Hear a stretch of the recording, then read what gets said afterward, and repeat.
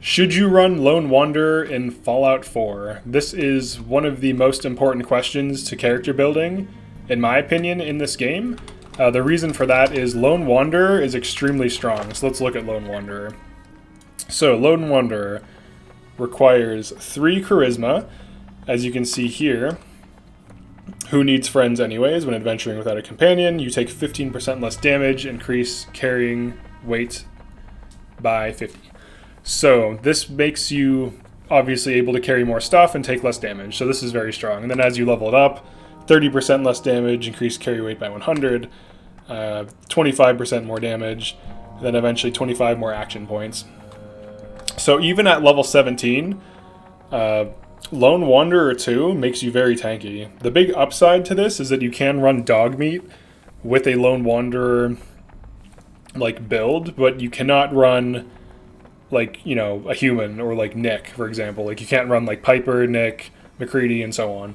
So the big upside to Lone Wanderer is that you yourself are tanky. So in my eyes, on survival especially, I would rather be able to tank hits and reduce the chance that I die than have another dude with me with guns. Now, that's not to say that that's bad. Having a dude with you that has guns is very strong.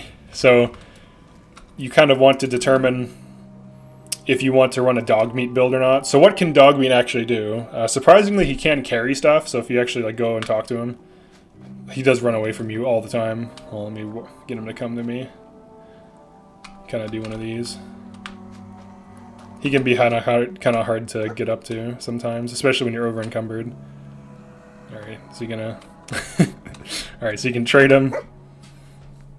You can put some items on him, so he can carry some stuff. Other humans can carry way more than dog meat. He's not as good in combat, and he will like attack things that get kind of close. He won't really seek enemies out unless they're like within range. If they're far away and you're in a firefight, he's just gonna kind of hang out with you.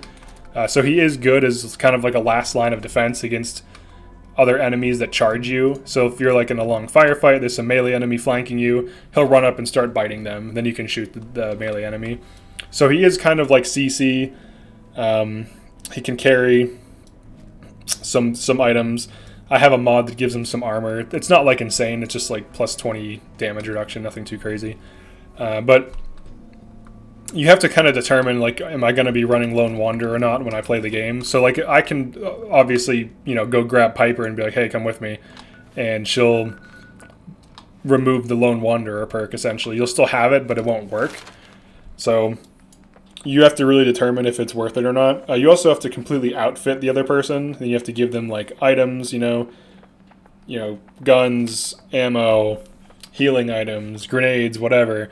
And it can be really useful. Like you can have, you know, pretty insane damage output with a second like bazooka on your team or something. Like, but you also have to consider you need to fund them also. So you have to like give them ammo for everything, and it can be quite expensive. So I personally like the Lone Wanderer playthrough, like playstyle.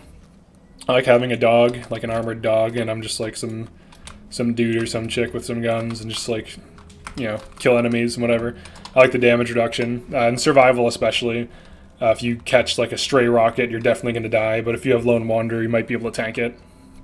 But that's just me personally, but you really have to determine that when you make a character. I would say you should build around it too. Like if you're not going to run it, you don't necessarily need charisma, but you kind of do. Like you need charisma no matter what for the most part for selling things, unless you want to just like get insane carry weight and just sell tons of loot. That's another option. But yeah, I would say overall, you should probably determine if you want to run Lone Wanderer or not in the game. Because like you basically, this is like a polarizing decision, right? Like you either run it or you don't. You either have dog meat or you have something like another human with you. And this is like one of the few perks that actually completely changes your playstyle in an interesting way. Personally, I think this is a great perk. I actually prefer to run this. But for making a new character, that's like the first thing. It's like, okay, what kind of build do you want? Like a melee build, VATS build, whatever. And then are you going to be running dog meat or a follower? So yeah, thanks for checking this out. I will see you in the next one.